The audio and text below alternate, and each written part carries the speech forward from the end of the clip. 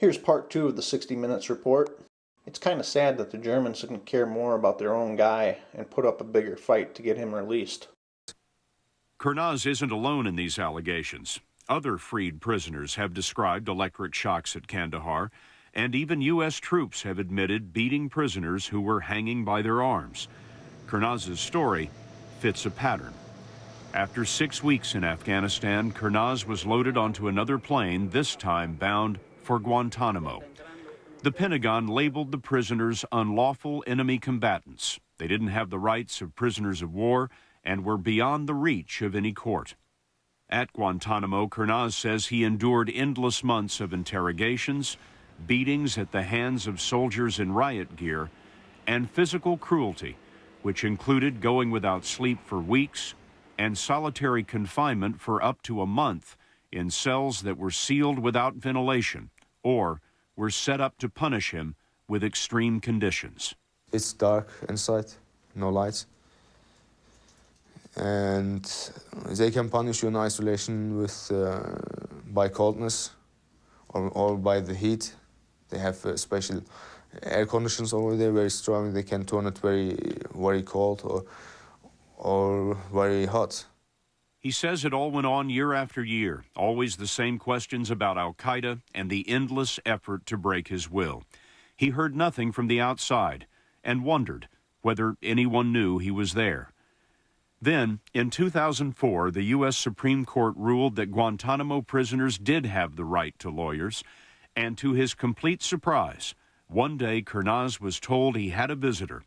It was Bahar Azmi, an American lawyer. Tell me about your first meeting with Kurnaz. He was chained to a bolt in the floor around his ankle and had an absolutely enormous beard that had marked the years that he was in detention. He looked like someone who had been shipwrecked, which, of course, in a sense, he really was. Azmi is a professor of constitutional law at the Seton Hall Law School. He dug into Kurnaz's case and found that the military seemed to have invented some of the charges. Military prosecutors had said one of Kurnaz's friends was a suicide bomber, but the friend turned up alive and well in Germany. How could they have gotten that so wrong? I mean, you're either a suicide bomber or you're not. There's no in between. This goes to the utter preposterousness of the government's legal process that they established in Guantanamo, this tribunal system that was supposed to differentiate from enemy combatant and civilian. So in order to justify that he was an enemy combatant, they simply made up an allegation about someone he was associated with. But far worse than the false charges was the secret government file that Azmi uncovered.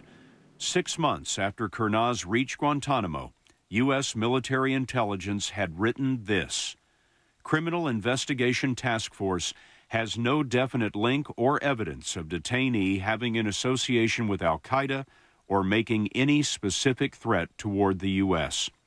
At the same time, German intelligence agents wrote their government, saying, USA considers Murat Kurnaz's innocence to be proven.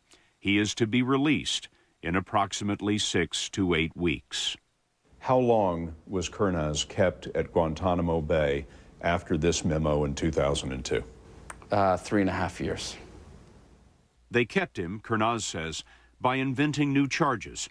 In this makeshift courthouse, Kurnaz claims that a military judge charged that Kurnaz had been picked up near Osama bin Laden's hideout in Afghanistan while fighting for the Taliban. Ironic, since it was the U.S. that flew him to Afghanistan to begin with. Have you ever, in your legal career, run across anything like this?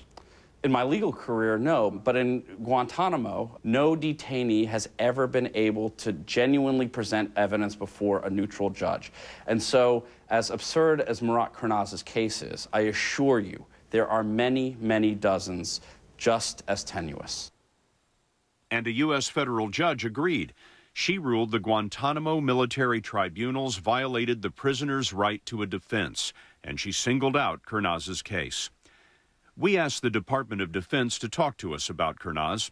Instead, they sent us a statement calling his allegations unsubstantiated and outlandish, adding that claims that the U.S. military engaged in regular and systematic torture of detainees cannot withstand even the slightest scrutiny. The statement did not address why Kurnaz was held for 5 years. The break in Kurnaz's case came when the German chancellor asked President Bush for his release. In August 2006, a plane came to take Kurnaz home. On the way out, he told us he was asked to sign a confession that his captors had written for him, saying that he had been al-Qaeda all along. He refused. On the plane, he was chained and surrounded by soldiers, but by the end of the flight, he was free. There's a picture of you hugging your mother. Tell me about that moment. She wouldn't let me go. She wouldn't let me anymore. She just grabbed me, and of course she was so happy. She cried, and I would go to my father and my brothers also, but she didn't let me, and they had to wait. He was 19 when he went in, 24 when he got out. His new wife had divorced him. Kurnaz has written a book just translated into English called 5 Years of My Life. He told us he wanted to visit the United States one day, but he can't, because the U.S. still considers him to be an unlawful enemy combatant.